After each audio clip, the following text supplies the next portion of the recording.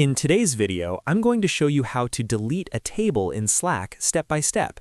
This is especially useful if you're working inside Slack Canvas documents and you've added a table by mistake, or you simply want to clean things up and remove outdated information.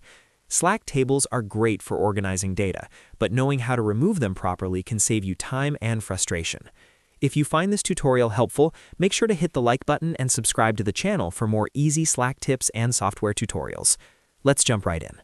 First, open Slack on your desktop or in your web browser, and make sure you're signed in to the correct workspace. This method works inside Slack Canvas, which is where tables usually live. Navigate to the channel, direct message, or document where your canvas is located. Once you're there, click to open the canvas so you can see the content inside it, including the table you want to delete. Now, locate the table you want to remove. When you hover your mouse over the table, you'll notice a small 6 dots icon appear on the left side of the table. This icon is important because it gives you access to table-specific options. Move your cursor over those 6 dots and click on them.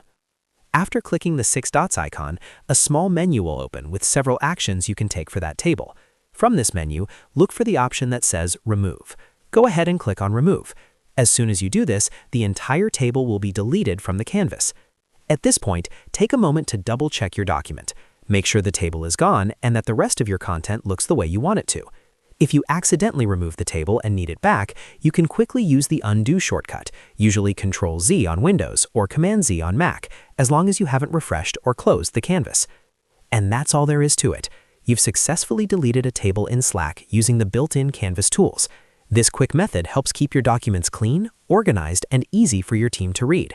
If this video helped you out, don't forget to like it, subscribe to the channel, and turn on notifications so you don't miss future tutorials. Thanks for watching, and I'll see you in the next video.